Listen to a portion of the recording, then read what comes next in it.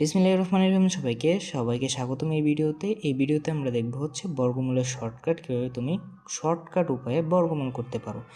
এই যে আমার বাম পাশের যে বর্গমূলগুলো দেখতেছো, এটা আমরা ছোটোবেলা থেকে করে আসতেছি, এগুলো আমরা সবাই জানি, এতটুকু আমি আশা করতেই পারি সবাই তোমরা এটা জানো। যে √16 = 4, 36 = 6, √64 = 8। তো এটা যদি জানো তাহলে আমরা ডান পাশে যেই সংখ্যাগুলো আছে ওগুলা কিভাবে এইগুলা দিয়ে করে ফেলতে পারি সেটা দেখব।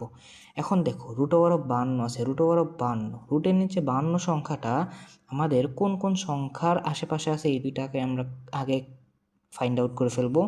52-র আশেপাশে আছে হচ্ছে 64 এবং 49, ঠিক আছে। এবং 64 এবং 49 যে 52-র আশেপাশে আছে না, এখন এইটাকে তোমরা রুট করার চেষ্টা করবা। এখন দেখো, 64কে রুট করলে 8 হয়, 49কে রুট করলে 7 হয়, অর্থাৎ অ্যান্সারটা 7 এবং 8-এর মাঝামাঝি হবে।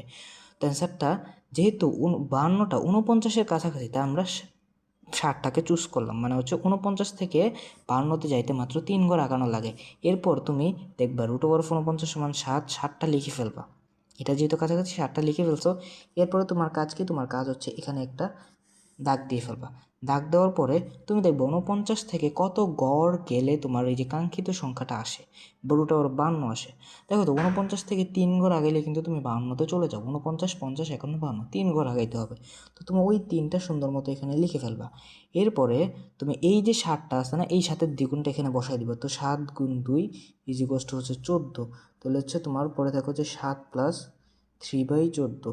এখন আমি আশা করি যে তোমরা 3কে 14 দিয়ে ভাগ করতে পারো নাকি। তাও যদি না পারো তো আমি দেখাই দিই 3কে 14 দিয়ে কীভাবে ভাগ করবা। দেখো এখানে দেখেছো আমাদের 3 দিয়ে 14 দিয়ে 3কে ভাগ করা যাচ্ছে না, আমরা একটা শূন্য নিলাম, তো এখানে একটা 0 পয়েন্ট চলে আসবে। শূন্য হলে 14 × 28, আর এখানে 2 নিয়েছি, তার মানে হচ্ছে 2। তাহলে এখান থেকে 0 থেকে 10 থেকে 8 বাদ দিলে পরে থাকে হচ্ছে 2, আর এখানে একটা শূন্য নিলে আমরা 14কে 14.21 পড়ে থাকে, ঠিক আছে।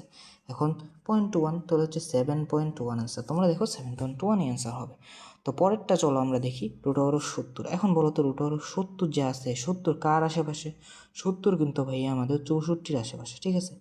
এখন 70 যেহেতু 64-র আশেপাশে, তো 64 থেকে 70-এ যাইতে কত সংখ্যা লাগে বলো তো? এভাবে একটা দাগ দিবা। 64 থেকে 70-এ যাইতে কত সংখ্যা লাগে? 64 থেকে 70-এ যেতে কত সংখ্যা লাগে? 64, 6 যাওয়া লাগে, তো 6 লিখবা, আর 2 × 16 লিখবা। কাজ শেষ ভাইয়া, এটা তোমরা করে ফেলবা। এটা কত আসে দেখবা, 8 পয়েন্ট সামথিং আসবে। এখন √59 হচ্ছে তোমার 64-র কাছাকাছি, এখন 6 লিখবা। 59 কিন্তু 64 থেকে ছোট, তার মানে কি? তুমি বিয়োগ করবা। এখন বিয়োগ করো, 59 থেকে 64-তে যেতে